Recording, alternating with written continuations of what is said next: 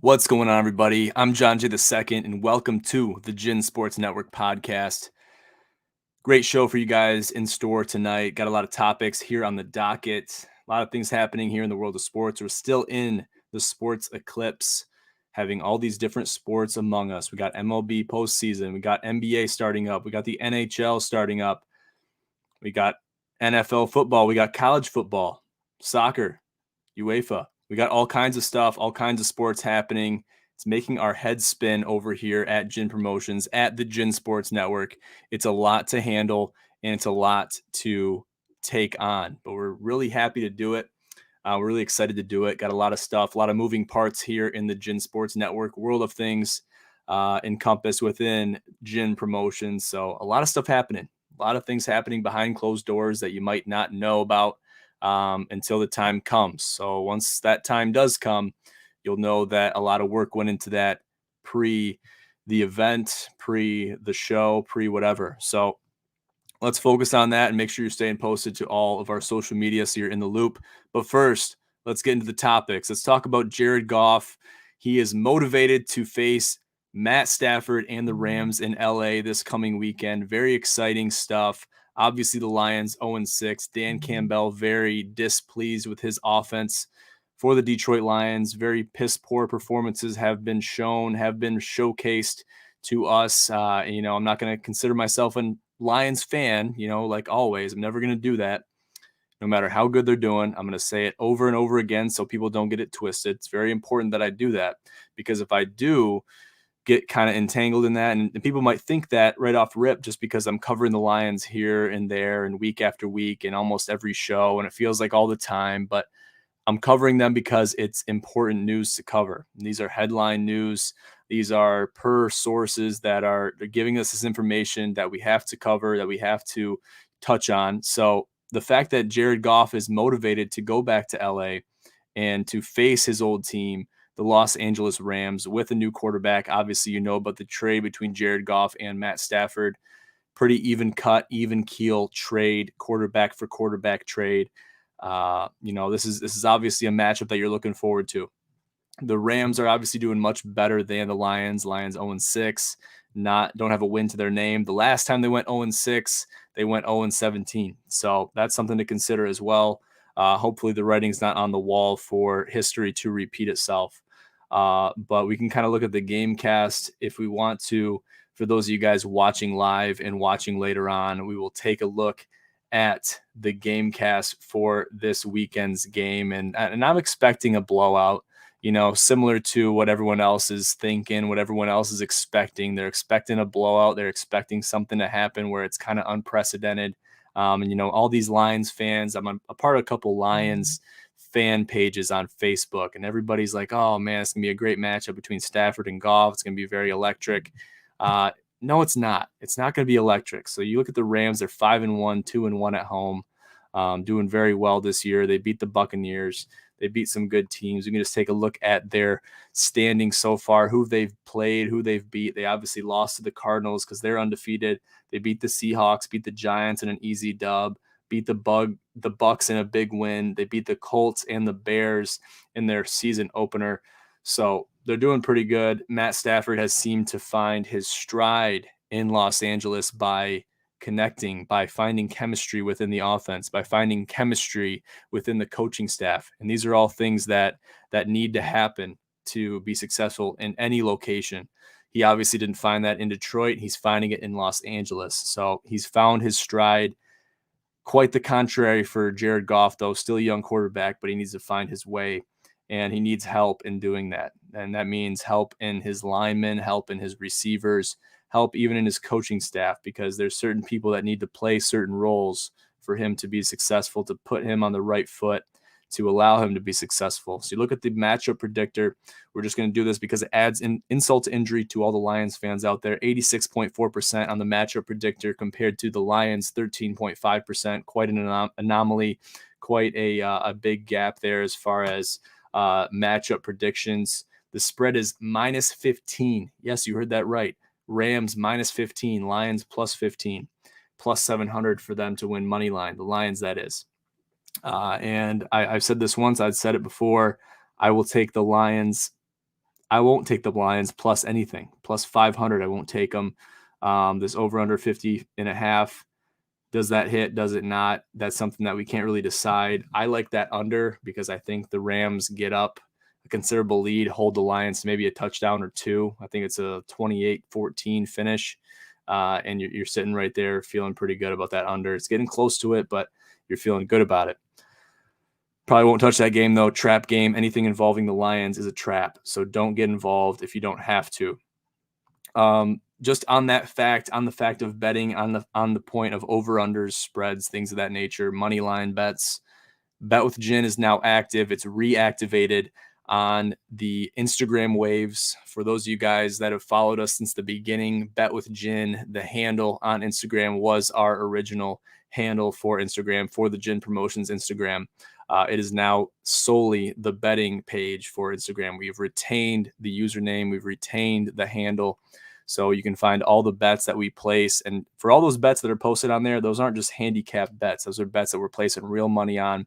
And a lot of the people that are involved within Gin Promotions and the Gin Sports Network have been working tirelessly as far as putting those bets together for your betting pleasure. Soon those won't be free for the taking. Some of them will be, but the vast majority of those picks will be reserved for a paid package. So stay tuned for that. That's coming out very soon as well, too. Let's move on. Let's talk about Case Keenum. He will start versus the Broncos in lieu of Baker Mayfield being injured due to his shoulder injury that has been plaguing him, and it's already been a thing since he partially tore his labrum. It's a muscle, basically a ligament in the shoulder that it hinders your ability to run, hinders your ability to throw. But fortunately, this was on his off throwing hand, so it didn't really bother him too much until the straw that broke the camel's back came and met Baker Mayfield this past weekend. And it wasn't good for him. And that kind of led to their loss against Arizona 37-14. And just to touch on that game a little bit more, we can talk about that basically a little bit. The Browns were favored in that game. Now you're talking about the undefeated Arizona Cardinals. To favor the Cleveland Browns in that game seems crazy. It seems astronomical. It seems something that's just, you almost got to be delusional to think that would happen. But it was true. Browns minus 2.5. Now you say, oh, it's just a field goal differential, not really a big deal. 2.5 is a big spread, especially when you're giving Arizona those points. They obviously didn't need them, covered by quite a bit, 37-14 win. And it was a dark day for the bookies. Hopefully they lost a ton of money that day, because you had to have bonked your head. You had to have really taken some CTE, some kind of head trauma to not want to take Arizona money line. They're on a streak. They're playing amazingly. And they're 6-0. So to put them that way, they're first in the NFC West, first in the NFL, the only team that remains undefeated in the NFL. These guys are unstoppable. So watch out for these Cardinals, as they will be pushing and powering through the rest of the season to their delight and to every other team's dismay. They face the Texans on the 24th this weekend, which should be a cakewalk for the Arizona Cardinals, Kyler Murray and company. And then they start to face, some good teams. Packers, 49ers will give them a test. The Panthers are all right. Seahawks, hopefully Russell Wilson's healthy by then. And then the Bears, Rams, Lions, Colts, Cowboys, and Seahawks again before the postseason starts. They got the Seahawks twice. And yeah, it's going to be a good matchup. So I'm looking for the Arizona Cardinals to go very deep in the playoffs this year. Call me a naysayer, call me whatever you want, but I see these Cardinals doing a very good job. And to quote some people from other sources, not going to name names, not going to name outlets, but losses are going to come. You look at the Tampa Bay Buccaneers. Losses are going to come. They're going to lose to teams that they probably shouldn't lose to. They're still going to succeed. They're still going to get the job done in the postseason.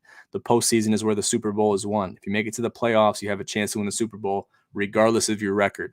That's something that has to be considered. In light of that, we got to talk about the Bills as they lose the Titans, going for 4th and inches. Josh Allen slips and doesn't get the first down. Absolutely huge game for the Titans. Derrick Henry and company winning that game. And against the Bills, they're coming off a big heater. Playing very well, beating the Chiefs. and they're feeling good. They're feeling inspired. Me, obviously, I'm a big Josh Allen fan, big Stephon Diggs fan, big Emmanuel Sanders fan, Dawson Knox. I can go on, basically. I can go on and on about the Bills, Buffalo Bills, Bills Mafia till I die. I'm going to make a montage of how many times I say that within a podcast scenario, a podcast atmosphere. I say it all the time. I feel like I'm wearing myself out by how much I'm saying it. But I feel it. I believe it to the umpteenth degree.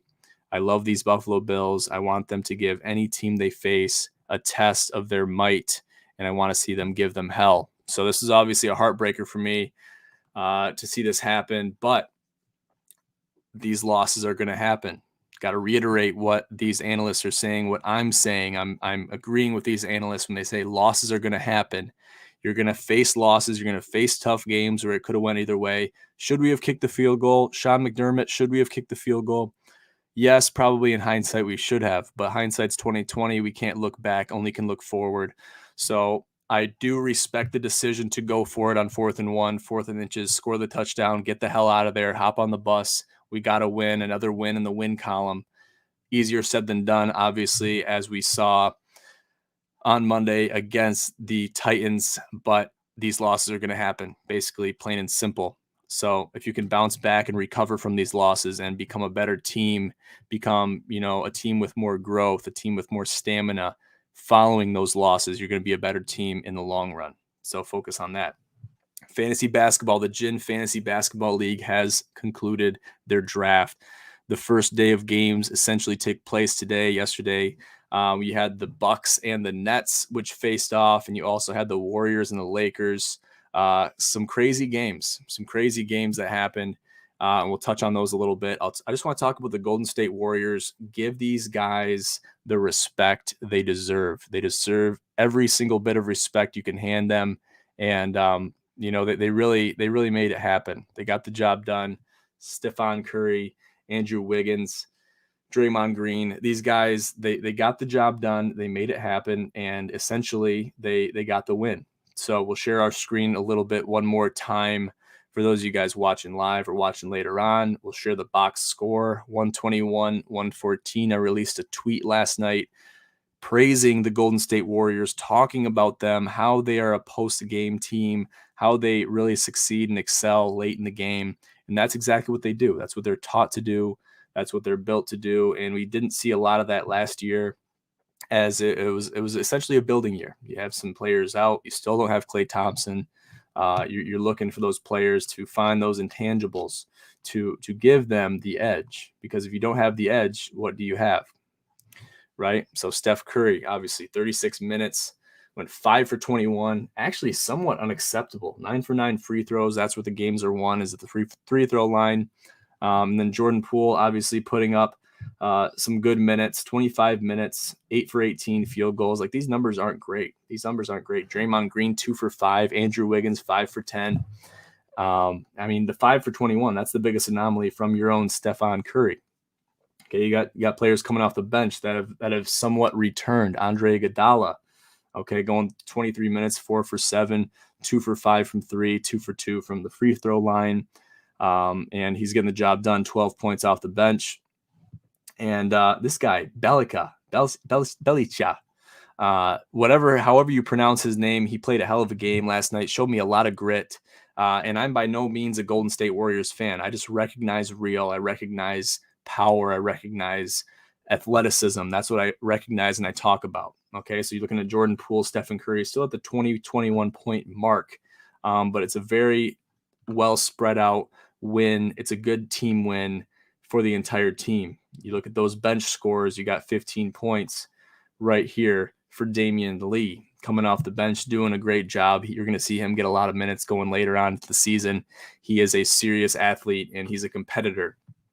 And obviously they just found holes within the Los Angeles Lakers offense and their defense to promote and persevere themselves into that win, which is a huge win for the Golden State Warriors, and it's not to be undermined in the slightest. Let's move back to the NFL. Let's talk about Jacob Eason to take over for Geno Smith. He's been struggling recently against multiple teams. The last 2 games he played, he essentially threw the game away by the first time in a interception pass and the second time in a fumble, getting tackled by J.J. Watt's brother, who else, and kind of piss poor performance. I had a little bit of a rant to go on about Geno Smith specifically, just talking about his performances, talking about what I thought he was capable of. Saw that Mamba mentality early on, but I didn't see much of it going later on into the rest of his season. So kind of something that is, somewhat disheartening, somewhat I didn't really expect to happen. But at the end of the day, I didn't really expect him to do that well, but I didn't expect him to do this bad.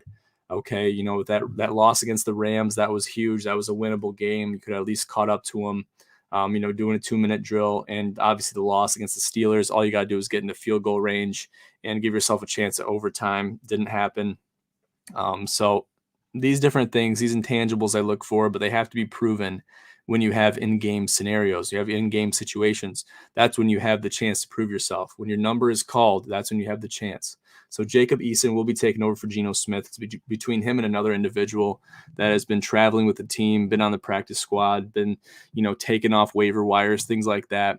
And it's going to give the Seahawks a new opportunity at the quarterback position because Russell Wilson will likely be out for at least 2 more weeks due to that tendon injury on his index finger, his throwing hand, and that's been a big detriment. Obviously, you're not much of a quarterback, at least through the air, if you can't pass the ball, right?